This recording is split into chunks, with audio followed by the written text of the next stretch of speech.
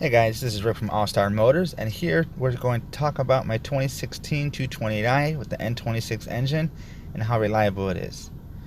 So as this gets loaded onto the flatbed, let's talk about it.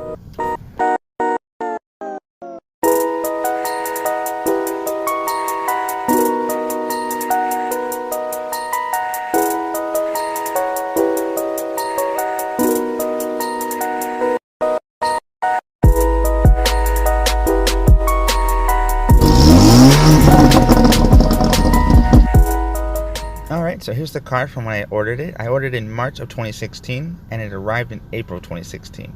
Looks pretty nice in stock. Here's the car now. We're now in November.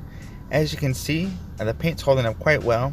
No major issues or anything like that. I also vinyl wrapped the roof and rear spoiler and changed up the wheels a bit. But again, color and drive is holding the paint strong. Besides some minor rock chips here and there, and that's just from winters in the Midwest, will eat your car alive, especially if you get stuck driving behind a salt truck. But nonetheless, the car's holding up well on the exterior. No loose or broken panels, which is always nice. No dings or dents. The only small issue I've had with the car is a raccoon, but we won't talk about that or that bumper. But again, all OEM parts, holding on strong. Alright, now let's talk about the interior. Really nothing too much to report here. Everything's holding up quite nice. The steering wheel still feels good in the hand. There's nothing peeling. No buttons are chipping or falling off. It's pretty nice. Again, no paint chips, no loose rattles. Car's still pretty solid. The only thing I would have to mention would be that the display for my camera, my rear view camera right there, is a dust magnet. Besides that, just wipe everything down and it's good to go. Again, this is another view from the passenger side. Seats are still good to go. Again, passenger side, no one really sits in the car too much, so it stays pretty clean. Again, it's starting to rain, so let's get out of here and start talking about some wheels. Alright, so let's start talking about wheels. The OEM wheels are 18 by 7 inch wheels. These are not OEM, as you can tell. They're 19 by 8.5. They are 305 forged wheels, or Force 305, I'm saying it wrong. But they are wrapped in some Michelin Sport all-season tires. I do recommend those over any other tire, especially when you have a car that doesn't push as much power as mine does, and you have, unknown weather all year long. The benefit of the Midwest. Anyways, back to the wheels. Again, you can see the Michelin tires. They hold up great tread life, and just overall durability, and put the power down when I need to. Now let's talk about what everyone wants to know. My 2016 N26 engine. Alright, that's what we have here. As you see, I did change out the charge pipe, but that's because I also upgraded the intercooler. No issues with those parts failing. Here's the health of my turbo.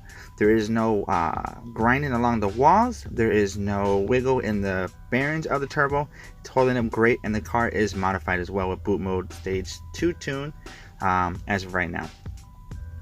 Here's some sounds of it.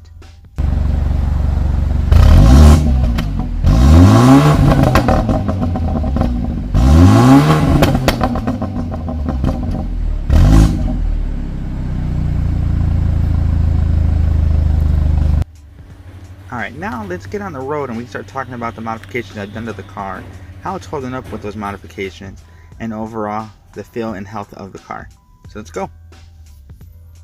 Now to get the pesky timing chain issue out of the way, I have not had that replaced because my engine is an N26 engine built in 2016.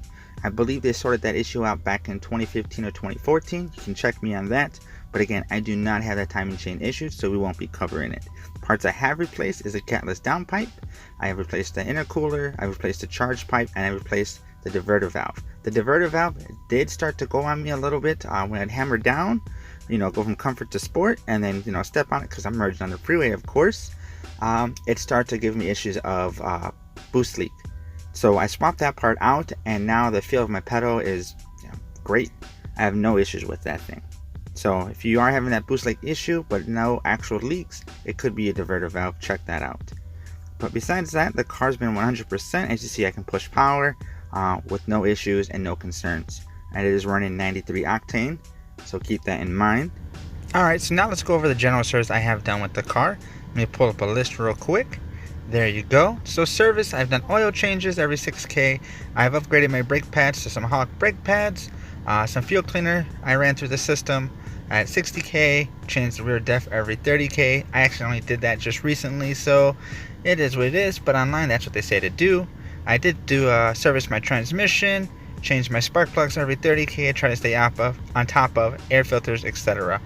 With that said, I do recommend going with brand name spark plugs versus anything else.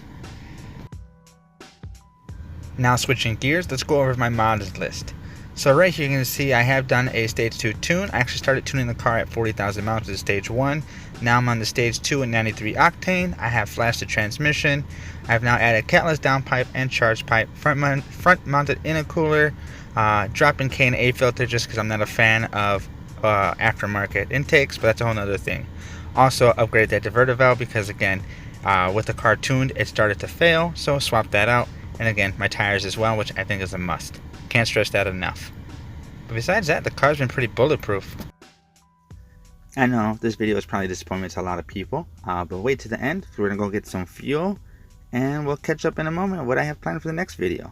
Again, as long as you do general maintenance on your car, it should last you pretty much. Then keep an eye out for the things that can go wrong. Yes, I made the jump to E30, not full E85, but stay tuned. I'll let you know how this is running on my car. Peace.